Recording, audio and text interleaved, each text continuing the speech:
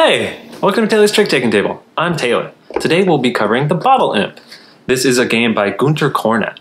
This is part of our Golden Trickster Hall of Fame month. And, you know, it's about bottle imps. I'm pretty good with bottles. I mean, I've seen a few in my day. I can carry a tune. It's a good sound of a bottle. This game actually comes with a nice little wooden bottle. Let's see how it... Ooh! Ooh! Ooh, that's a sharp one. Imps, on the other hand, you know, I don't have many imps in my life. I don't know what there's a word for it. I'm like impless or impotent. I don't know. I'm imp. What? That's what impotent means? That I can't, scratch that. Let's stick with impless. I'm impless, not impotent. The hook to Bottle Imp is the bottle itself goes in the center of the table and it has like a 19 under it. And as you play tricks, if you ever play below 19, someone's going to win this bottle. And so it'll go around the table, and it's kind of a push your luck mechanism where if you have the bottle at the end, you actually get minus points, and everyone else gets positive points. So, interesting concept. I'll do a quick overview. Let's go to the table. The deck in Bottle Imp is made up of cards numbered 1 through 37. There's 3 suits, yellow, blue, and red. And as you can see by this chart breakdown here, red is usually higher, blue is usually mixed throughout, and yellow is usually lower. The 19 here is special, because the 19 is the starting price of the Bottle Imp. Here we have a game set up for 3 players. So the cards are dealt out equally to each player. So in a 3-player game, everyone would get 12 cards. Players would look at their cards, and they'd each pick one to go into the center for the Imp's trick, which I'll explain in a little bit. So say teacher picked that one, and they both put into the Imp's trick. Then the players will pick a card to go to their left player, and then to their right player. So say that one and that one. Now that everyone has 11 cards, if teacher was the dealer, the play starts to the left of the dealer. So Squirrel will look at their hand and they'll lead. So maybe with a 20 blue. So Bottle Imp is a must-follow game. So if it goes to Gin Bottle here, they have to play blue. So they play the 34. Then teacher here will play blue if they have blue to the trick. Now, if all the cards are above the current price of the bottle, then the highest card wins. So Gin Bottle will collect these cards into their score pile. These coins are positive points at the end of the game, if you don't have the bottle. So the Gin Bottle, since they won the trick, will lead the next trick. Maybe they play this 17.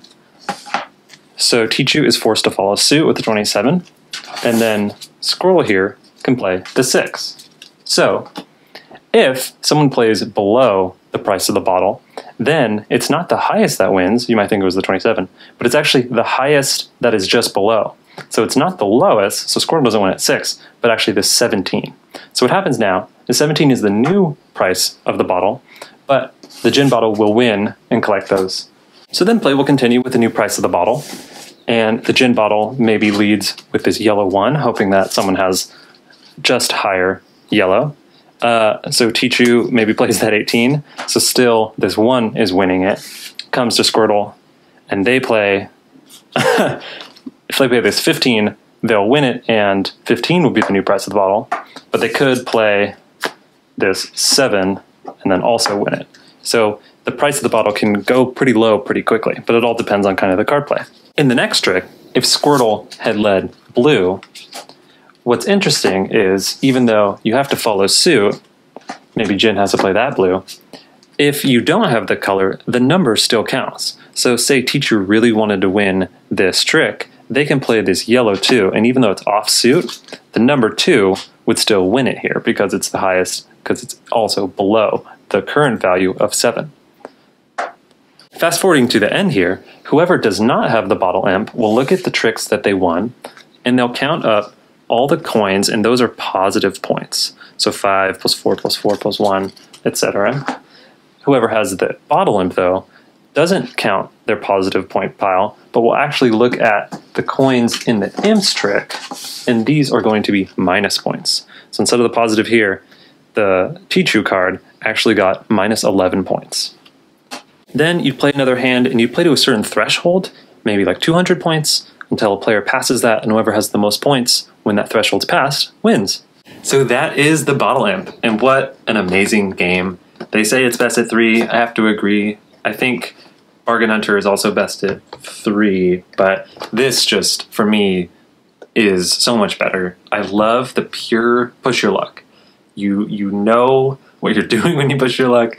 It's flat out for you, but then when you do it is so nice. I think most cards are super useful, and even if you get kind of like a low, like 1, 2, 3 or something, you know that not only do you have to slough them off, but you can also like pass them. I think the passing's perfect in this game. At the very start, tossing in the middle if you have a super low, even if you get past a couple, you're able to really slough off in interesting ways in this game.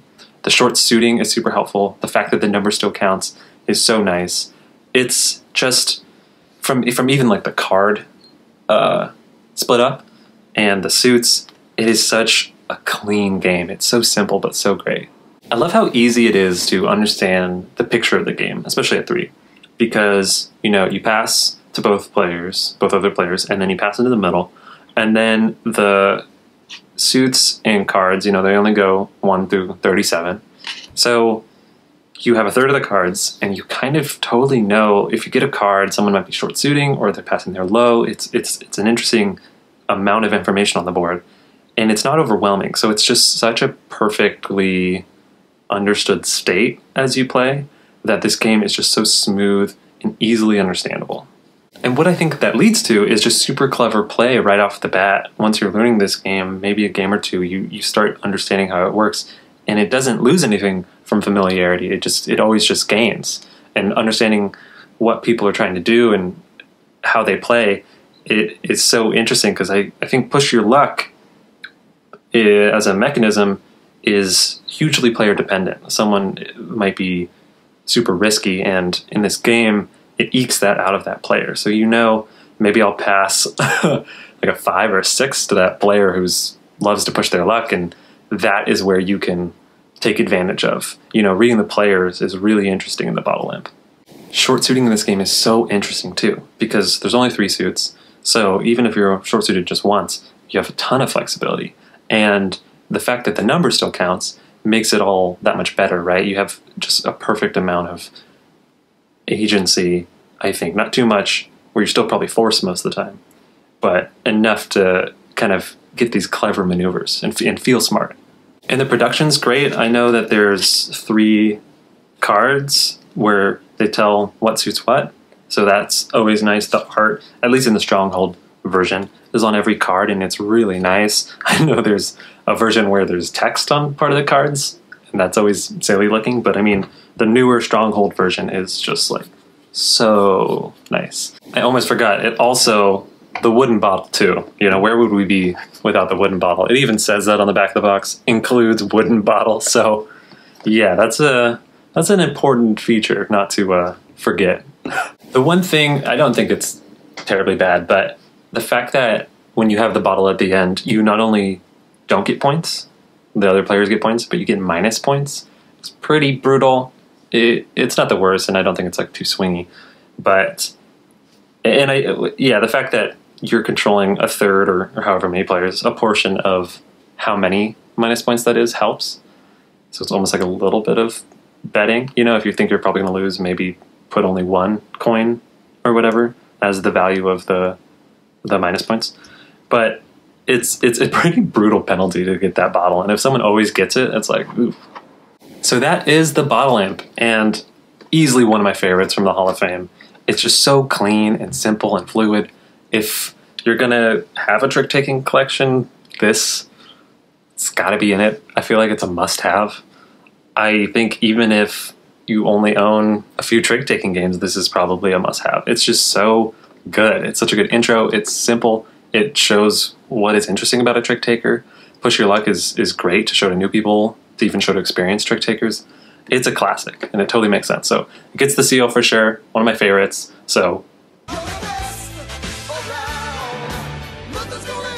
and thanks for watching.